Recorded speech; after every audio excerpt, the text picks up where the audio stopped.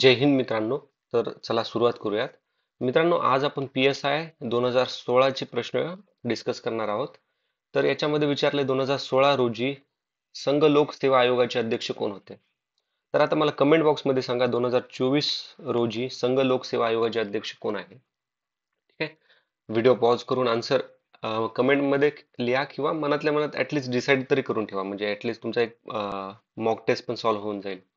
तर याचं उत्तर आहे बघा, प्रीती सुदान. ठीक आहे. UPSC चे जे चेअरमॅन आहेत, अध्यक्ष, यांची अपॉइंटमेंट कोण करतं? तर कलम नंबर 361 याच्या अंतर्गत प्रेसिडेंट यांची अपॉइंटमेंट करतात. यांचा कार्यकाल किती असतो? 6 वर्ष किंवा 65 वर्ष, जो आधी येतो तो. ठीक आहे.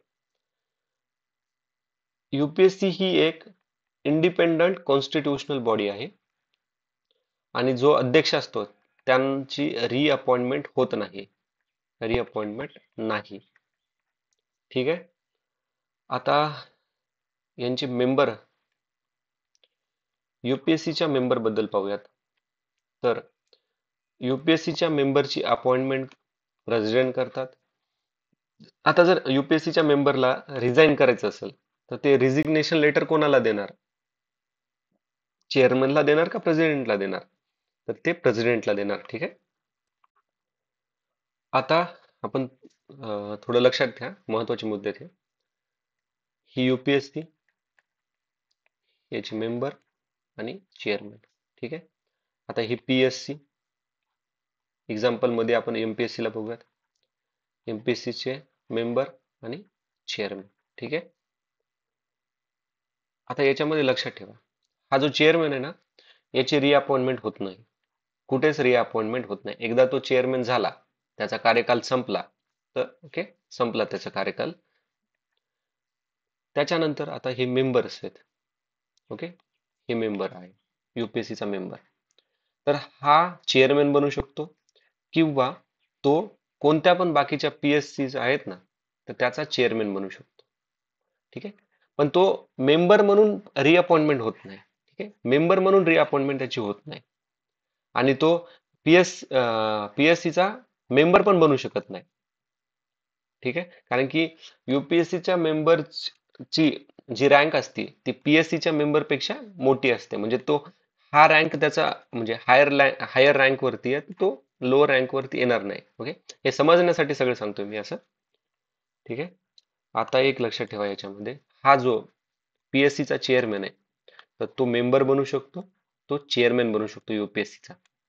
किंवा तो, आता सपोज हा हा एक ही फुल्ली सपोज ही MPSC ची चेअरमॅन आहे, तर ही UPSC चा चेअरमॅन बनू शकतो किंवा बाकीचे दुसरी PSC आहेत ना, त्यांचा चेअरमॅन बनू शकतो किंवा UPSC चा मेंबर बनू शकतो. ठीक आहे. आता हा जो उरलेला हे आहे ना, कोणत्या पण PSC चा मेंबर, तर तो चेअरमॅन बनू शकतो, UPSC चा मेंबर किंवा UPSC चा चेअरमॅन बनू शकतो. तर ह्या त्यांच्या अपॉर्च्युनिटीज आहेत. तर ही गोष्ट लक्षात ठेवा, ही फार महत्वाची, आपल्याला एक्झामिनर विचारू शकतो. आता याच्यात एक स्टॅटिक पार्ट आहे. प्रश्न असा जर विचारला, लोकसेवा आयोगाची स्थापना कोणत्या समितीने सजेस्ट केली होती किंवा लोकसेवा आयोगाची स्थापना कोणत्या वर्षी झालेली आहे, असा जर प्रश्न विचारला तर लक्षात ठेवा, 1924 मध्ये एक ली कमिशन भरले होतं. ओके, ली कमिशन. तर ह्या कमिशनने सजेस्ट केलं होतं, ठीक आहे, लोकसेवा आयोग बनवण्याचं. आता पुढचा प्रश्न पाहूयात. हा काय प्रश्न आपल्याला एवढा रिलेव्हंट नाहीये. ठीक आहे. पुढचा प्रश्न पाहूयात. आता बराक 8 मिसाईलची वैशिष्ट्य कोणती? आता लक्षात ठेवा, बराक 8 मिसाईल ही इंडिया इस्रायल हवेतील मारा करणारे मध्यम पल्ल्याचे मिसाईल आहे. मारा करण्याचा पल्ला म्हणजे 70 किलोमीटर रेंज आणि रडारच्या कक्षेत येत नाही. हे चारही विधान बरोबर आहेत. Option number 4.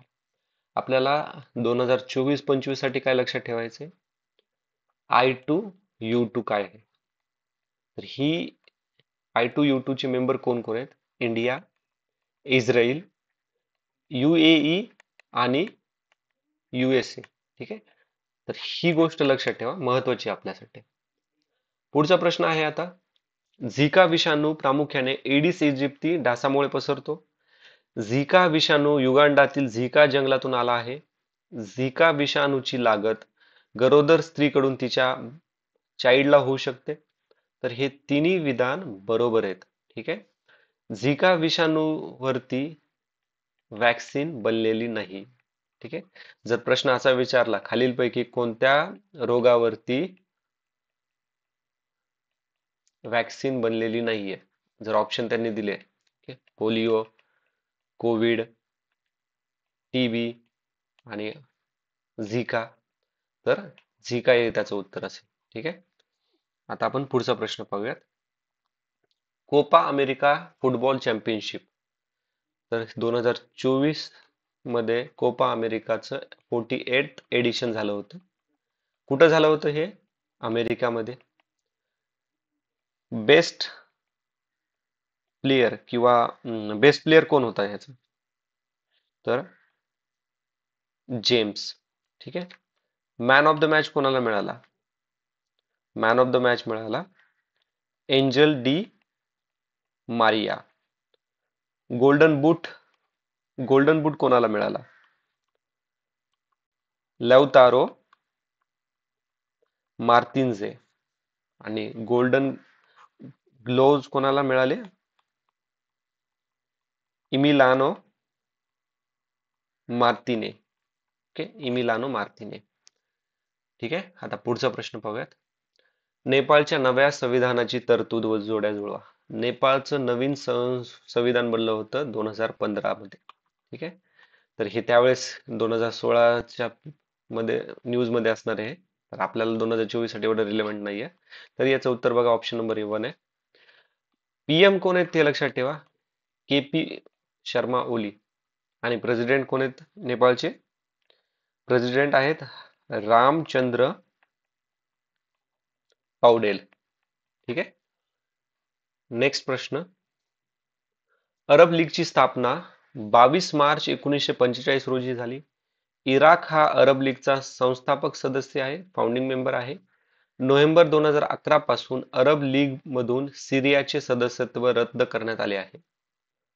तर हे आता बघा, हे जर तुम्ही 2016च्या यांनी जर विचार केला तर हे तिन्ही स्टेटमेंट बरोबर आहेत. बट 2023 मध्ये एक डेव्हलपमेंट झाली होती, ती म्हणजे सिरियाचं जे सदस्य रद्द केलं होतं ना, तर ते म्हणजे त्यांना परत सदस्यत्व दिलं त्यांनी सिरियाला.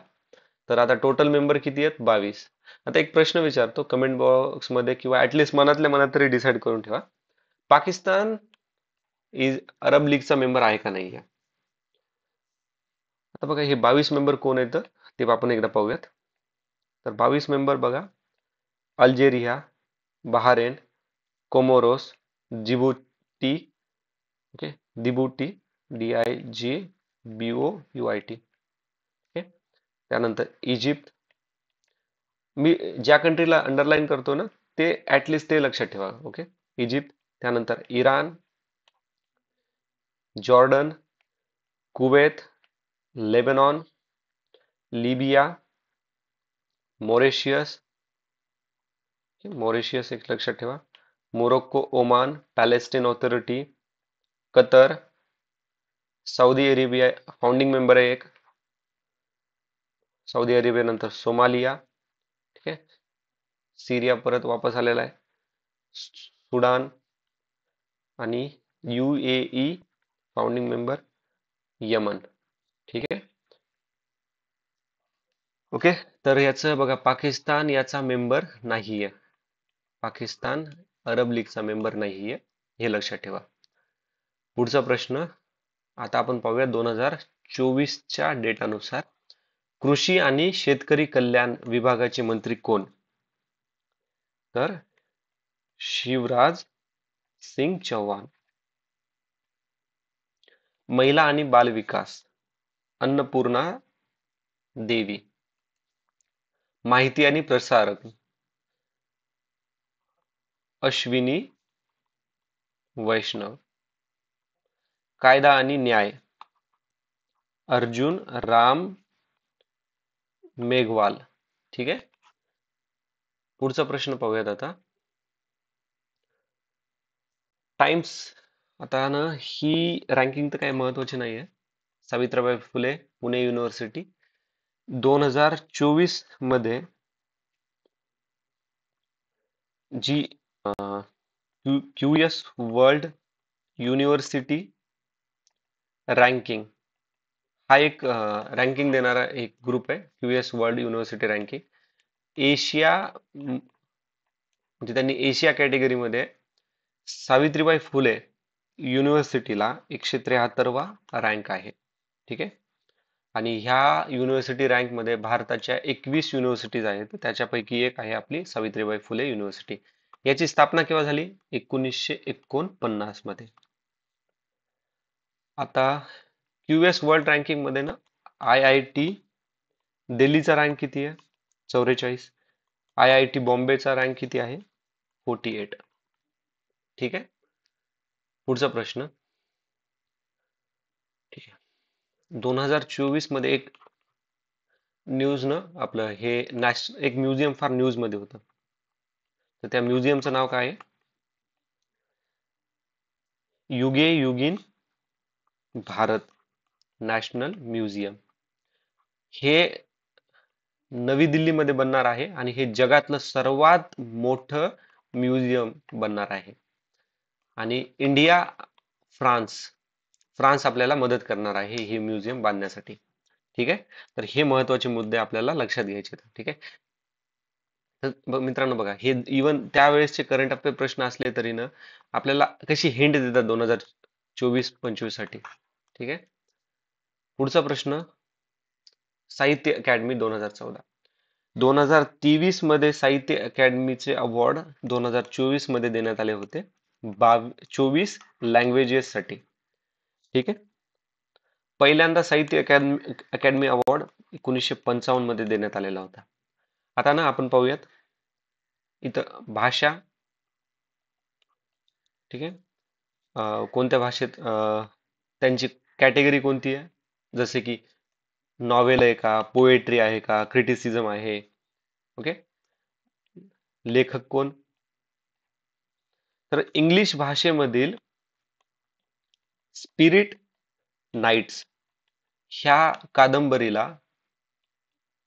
साहित्य अकादमी अवॉर्ड मिळालेला आहे आणि याचे ऑथर कोण आहेत? इस्टेरिन कायरे. ठीक आहे. आता इंग्लिश झाले. आपण दुसरे पाहूयात. हिंदीमध्ये कोणाला मिळालेलं आहे? तर हिंदीमध्ये मैं जब तक आई बहार ही एक पोएट्री आहे आणि कोणी लिहिलेली आहे? गगन गिल. ठीक आहे. आता मराठीमध्ये, तर मराठीमधील विदांचे गद्यारोप ही एक क्रिटिसिझम आहे बघा आणि याचे लेखन केलेलं आहे सुधीर रसाळ यांनी. ठीक आहे. आता चौथं महत्वाचं काय आहे? आता बघा 24च्या 24 आपल्याला लक्षात ठेवणं पॉसिबल नाहीये. तर महत्वाचे कोणते ते लक्षात ठेवूयात आपण. इंग्लिश, हिंदी. ऍटलीस्ट बघा, हे इंग्लिश, हिंदी, मराठी आणि संस्कृत म्हणजे तुम्ही बघा, मी नाही म्हणत की हे चारच तुम्हाला विचारतात, पण ऍटलीस्ट तुम्हाला ना इलिमिनेट करण्यासाठी तरी मदत होऊ शकते. ठीक आहे. आणि एक्झामिनर आपला बेस्ट फ्रेंड असतो, तो ऑप्शन तसेच बनवत असतो. संस्कृत भाषेमध्ये भास्करा चरित्रम ह्या पोएटला मिळालेला आहे आणि त्याचे लेखन कोण केलंय? दीपक कुमार शर्मा. ठीक आहे. पुढचा प्रश्न पाहूयात आता. हा, आता मित्रांनो, हा प्रश्न ना आयोगाने कॅन्सल केलेला आहे एटीएमचा.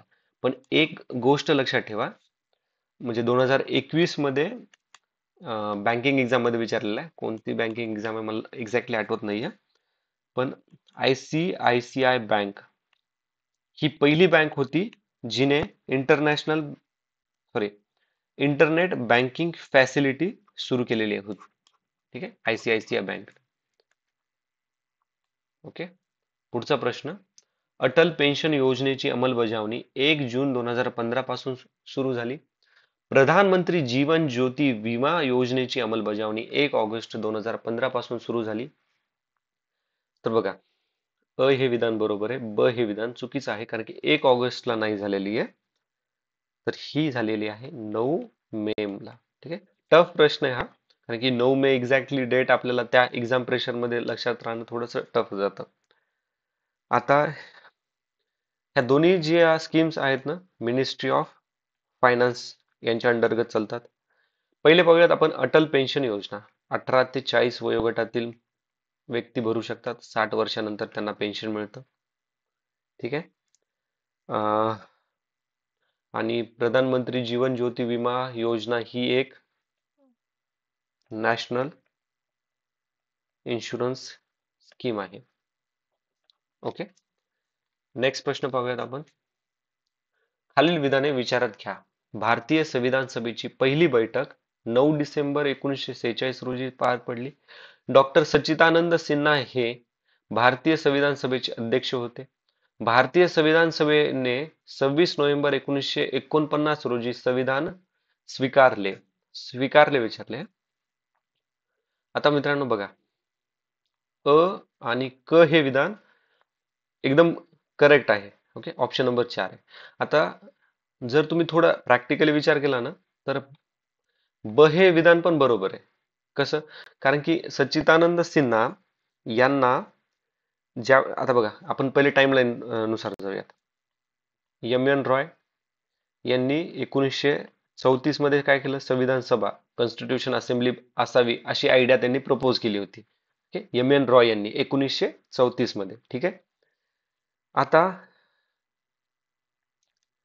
6 डिसेंबरला काय झालं? कॉन्स्टिट्यूशन असेंब्ली फॉर्म करण्याचा निर्णय झाला.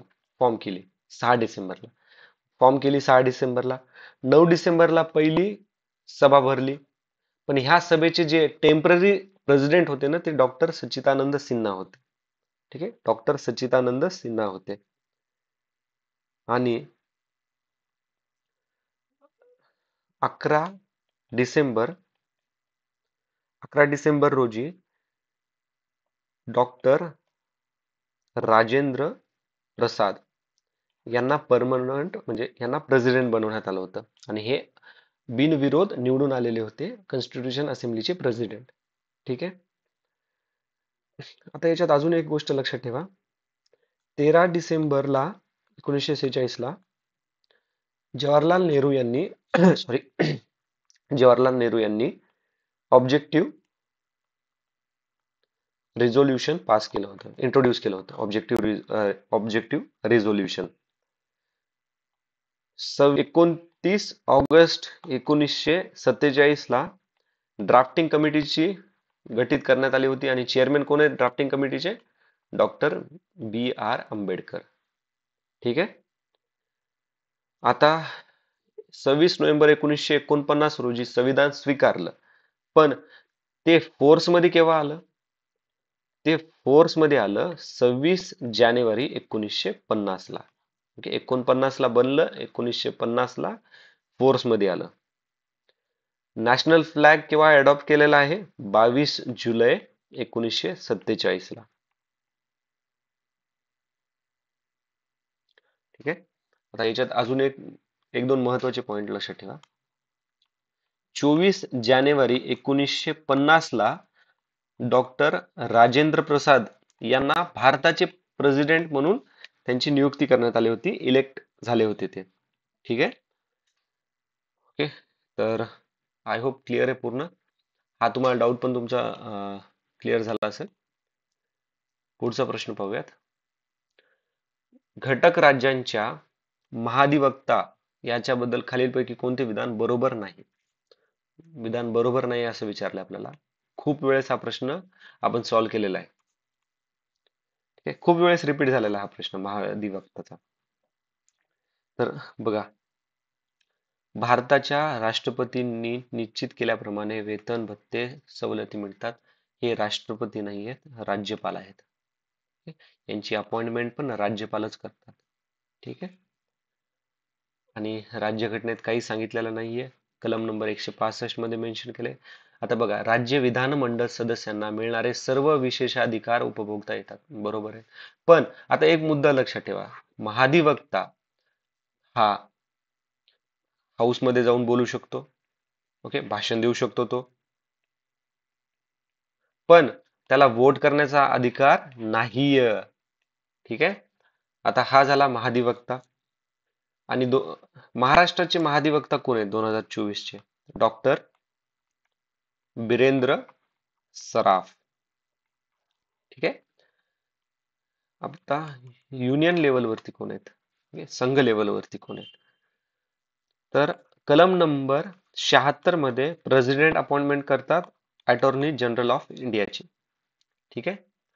त्यांना पण सेम हाऊस मध्ये जाऊन भाषण करण्याचा अधिकार असतो, पण वोट करण्याचा अधिकार नसतो. ठीक आहे. आता हे राष्ट्रपती त्यांचे, आता मी अटॉर्नी जनरल ऑफ इंडियाचं सांगतोय. तर अटॉर्नी जनरल ऑफ इंडियाचं जे पण वेतन, भत्ता, सवलती हे राष्ट्रपती डिसाईड करतात. ओके. आणि 2024 चे अटॉर्नी जनरल ऑफ इंडिया कोण आहेत? आर व्यंकटरमणी. ठीक आहे. आता पुढचा प्रश्न पाहूयात. जोड्या लावा राज्य नीतीची मार्गदर्शक तत्वे. ओके मित्रांनो, हा एकदा प्रश्न पहा. आता हा प्रश्न एकदा पहा. भारतीय राज्यघटनेचे कलम 40 हे कशाशी संबंधित आहे? ठीक आहे. पण आता हे सोबत सॉल्व्ह करणार आहोत हा प्रश्न. तर इथे लक्षात ठेवा. हा, मार्गदर्शक तत्वे. मार्गदर्शक तत्वे पार्ट 4 मध्ये आहेत. कलम नंबर 36 ते 51 मध्ये आपल्याला मार्गदर्शक तत्वे पाहायला मिळतात. जर मार्गदर्शक तत्वे काही व्हायोलेट झाले असतील तुमचे, ठीक आहे, जसे फंडामेंटल राईट व्हायोलेट झाल्यानंतर आपण सुप्रीम कोर्टात, हायकोर्टात जाऊ शकतो. सुप्रीम कोर्ट 8 कलम नंबर 32, हायकोर्ट कलम नंबर 226. तसं मार्गदर्शक तत्वाला नाहीये. ठीक आहे.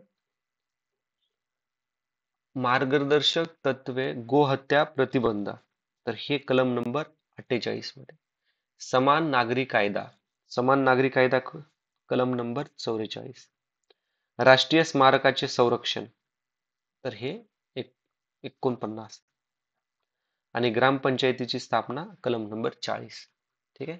आता आपला तो प्रश्न पाहूयात 24वा. कलम नंबर 40 काय? पंचायत राज.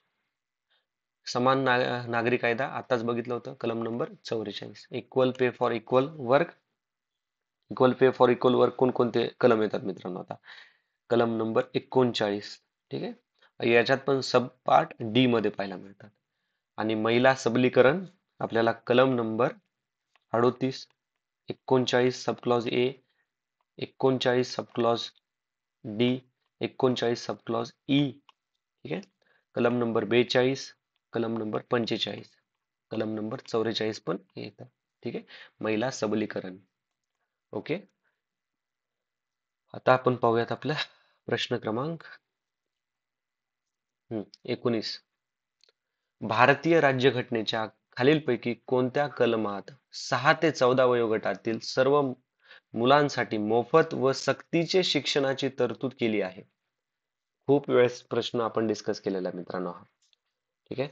उत्तर आहे कलम नंबर 21 सब क्लॉज ए मध्ये.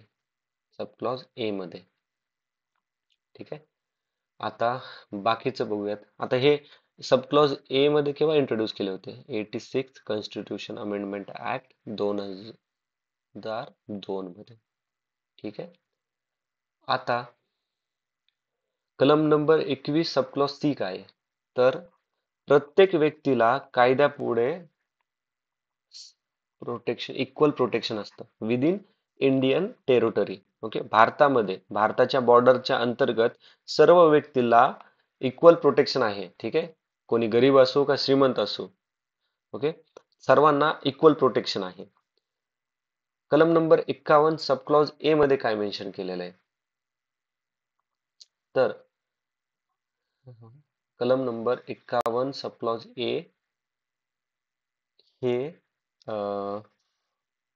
फंडामेंटल, एक मिनिट, 51 सब क्लॉज ए याच्यामध्ये फंडामेंटल ड्युटीज मेन्शन केलेल्या आहेत. 42व घटना दुरुस्ती 1976. ठीक आहे. ह्या 42व्या घटना दुरुस्ती 1976. आता याच्यावरती एक प्रश्न पुढे आहेत बघा, आपण तिथं डिस्कस करूयात याला अजून. कलम नंबर 26 म्हटलं तर काय, व्यक्तीला अधिकार आहे त्याचा जो पण रिलीजन आहे त्याचा प्रसार करू शकतो, प्रॅक्टिस करू शकतो, प्रोफेस करू शकतो. ओके. कलम नंबर 25 मध्ये. आता इथं कलम नंबर 21 आलाय. एक महत्वाचा मुद्दा आपण लक्षात घेऊया. भारतामध्ये जेव्हा नॅशनल इमर्जन्सी लागते 352 कलम number. Okay. President national emergency लागते 352. कलम नंबर 352 मध्ये नॅशनल इमर्जन्सी आहे. प्रेसिडेंट रूल 356 मध्ये आहे. फायनान्शियल इमर्जन्सी ही 360 मध्ये आहे कलम नंबर. ठीक आहे. ज्यावेळेस नॅशनल इमर्जन्सी लागते कलम नंबर 352 नुसार, त्यावेळेस कलम नंबर 20 आणि कलम नंबर 21 सस्पेंड होत नाहीत. ठीक आहे. हे लक्षात ठेवा. पुढचा प्रश्न आहे, भारतीय संविधानाच्या उद्देशपत्रिकाबाबत खालीलपैकी विधाने विचारात घ्या. बरोबर कोणते ते विचारले. उद्देशपत्रिका हा भारतीय राज्यघटनेचा भाग आहे, परंतु न्यायालयामार्फत त्यातील तरतुदी अंमलात आणण्याचा आग्रह धरता येत नाही. उद्देशपत्रिकेमध्ये राज्यघटनेच्या इतर तरतुदीप्रमाणे दुरुस्ती करता येत नाही. ठीक आहे. तर लक्षात ठेवा, अ हे विधान बरोबर आहे, ब हे विधान चूक आहे. ऑप्शन नंबर 1 याचं उत्तर आहे. कारण की याच्या तरतुदी करता येतात आणि आतापर्यंत एकच वेळेस उद्देशपत्रिका म्हणजे प्रिएम्बल हे अमेंड केलेलं आहे आणि ते केव्हा अमेंड केलेलं आहे? 42व घटना दुरुस्ती 1976 ला. 42व घटना दुरुस्ती 1976 ला आपण मिनी कॉन्स्टिट्यूशन असं पण म्हणतो. ठीक आहे. पुढचा प्रश्न, 73व्या घटना दुरुस्तीमधील तरतुदी व कलमे यांची जुळणी करा. महत्वाचा प्रश्न आहे. तर बघा, पर्याप्त अधिकारासह ग्रामसभेची स्थापना. कलम नंबर 243 सब क्लॉज ए. ग्राम पातळीवरील ग्रामपंचायतीची स्थापना करणे. कलम नंबर 243 ब. सामान्यपणे ग्रामपंचायतीचा कार्यकाळ 5 वर्षाचा राहील. कलम नंबर 243 ई. अनुसूचित जाती जमाती आणि महिलांसाठी आरक्षण. तर हे मेन्शन केले 243 ड मध्ये. ठीक आहे. 43 व घटना दुरुस्ती 1992. 29 सब्जेक्ट्स. Part 9 schedule 11. ठीक आहे. आता हे झालं आपलं 73व घटना दुरुस्ती. ओके. 74वी घटना दुरुस्ती 1992 ला झालेली आहे. कशाबद्दल आहे? म्युन्सिपाल्टी बद्दल. Municipality part number 9 sub clause A आणि आपली 73वी घटना दुरुस्ती पार्ट नंबर 9 मध्ये. शेड्यूल 12 आहे यांचा. म्युन्सिपाल्टीचा शेड्यूल आहे, म्युन्सिपाल्टीचा शेड्यूल आहे 12 आणि 73व्या घटना दुरुस्तीचा आहे शेड्यूल नंबर 11. ओके. पंचायत राजचा शेड्यूल किती आहे? 11. म्युन्सिपाल्टीचा शेड्यूल किती आहे? 12. हे मित्रांनो वाटतंय सोपं, पण एक्झामच्या प्रेशर मध्ये ना इथं कन्फ्युजन होतं. ठीक आहे. याच्यात 18 सब्जेक्ट आहेत म्युन्सिपाल्टीला आणि इकडे 29 सब्जेक्ट आहेत. ठीक आहे. आणि यांचे कलम किती आहेत? कलम नंबर 243 पी पासून तर 243 झेड जी पर्यंत. ठीक आहे. पुढचा प्रश्न, प्रिएम्बल. आता बघा हा प्रश्न, preamble to the Indian constitution what among the following is mention first. Okay. भारताच्या राज्यघटनेच्या सरनाम्यामध्ये खालीलपैकी प्रथम उल्लेख करण्यात कशाचा उल्लेख करण्यात आलेला आहे? तर न्याय याचा उल्लेख करण्यात आला आहे. आणि जर सुरुवात विचारलं प्रिएम्बलची तर काय? We the people of India. We the people of India. ठीक आहे. प्रिएम्बल आपण कोणाकडून घेतलेला आहे, बॉरो केलेला आहे? USA कडनं. पुढचा प्रश्न, आता हा प्रश्न आपण ऑलरेडी डिस्कस केलाय. पुढचा बघूया. मूलभूत कर्तव्याच्या संदर्भात खालील विधाने पहा. मूलभूत कर्तव्ये मूळ राज्यघटनेचा समावेश नव्हती. 1946 मध्ये 42व्या घटना दुरुस्तीद्वारे 10 मूलभूत कर्तव्ये भारतीय राज्यघटनेत समाविष्ट करण्यात आली. 6 ते 14 वयोगटातील मुलांच्या शिक्षणाच्या संधीबाबतचे 11वे कर्तव्य 86व्या घटना दुरुस्ती 2002 साली समाविष्ट करण्यात आलेले आहे. ठीक आहे. आता एक नॉर्मल ना गेसिंग मध्ये आपल्या बरोबर विचारलं. पहिल्या याच्यामध्ये समाविष्ट नव्हते. घटना दुरुस्तीनुसार 10वं ऍड केले. आता बघा आपण हा प्रश्न इथे बघा. ठीक आहे.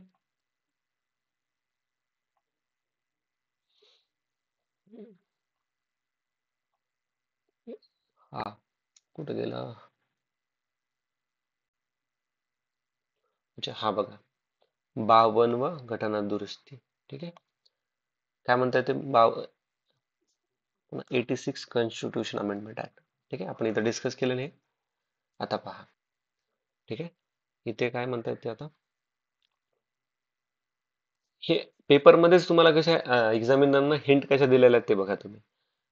मूलभूत कर्तव्य राज्यघटनेचा समाविष्ट नव्हती, नाही समाविष्ट नव्हती, अ बरोबर आहे, ब पण बरोबर आहे आणि क पण बरोबर आहे. हे तिन्ही विधान बरोबर आहेत. ठीक आहे. आता एक लक्षात ठेवा फंडामेंटल राईट्स सॉरी मूलभूत कर्तव्य. मूलभूत कर्तव्य 10 ऍड केले होते 1976 42व्या घटना दुरुस्ती कलम नंबर 51 सबक्लॉज ए मध्ये. ठीक आहे. आणि 86व्या घटना दुरुस्ती 2002 मध्ये कलम नंबर 51 सबक्लॉज ए सबक्लॉज के मध्ये 6 ते 14 वयोगटातील मुलांच्या शिक्षणाच्या संधी करता काय करण्यात आलं होतं? संधी बाबत आपल्याला वर्णन करण्यात आलेलं होतं त्याच्यात. आणि ह्याच घटना दुरुस्तीमध्ये कलम नंबर 21 सबक्लॉज ए मध्ये हे फंडामेंटल राईट मध्ये मेन्शन करण्यात आलेलं होतं. ठीक आहे. लक्षात ठेवा. तर हे तर झालं बघा. आपण लिंकिंग पण बघितलं पेपरमध्ये हाच प्रश्न कसा एक्झामिनरनं हिंट दिली ते पण बघितलं. मूलभूत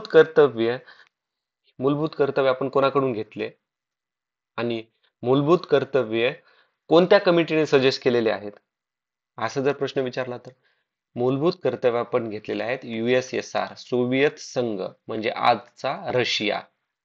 ठीक आहे. म्हणजे खूप सारे कंट्रीज USSR मध्ये USSR ज्यावेळेस 1991 ला डिसइंटिग्रेट झाला त्याच्यानंतर रशिया युक्रेन ओके याच्यामध्ये तो डिवाइड झाला. 1976 मध्ये एक कमिटी भरली होती स्वरण सिंग कमिटी. तर ह्या कमिटीने मूलभूत कर्तव्य सजेस्ट केले होते रिकमेंड केलेले होते. ठीक आहे. आणि आता एक लक्षात ठेवा आपला फंडामेंटल राईट जर व्हायोलेट झाला तर आपण कलम नंबर 32 नुसार सुप्रीम कोर्ट आणि कलम नंबर 226 नुसार हायकोर्टात जातो. पण फंडामेंटल ड्युटीजला तसला आपण कोणत्या कोर्टामध्ये जाऊ शकत नाहीत. Fundamental duties are non justiciable. ठीक आहे. नॉन जस्टिसेबल हा वर्ड लक्षात ठेवा. ओके.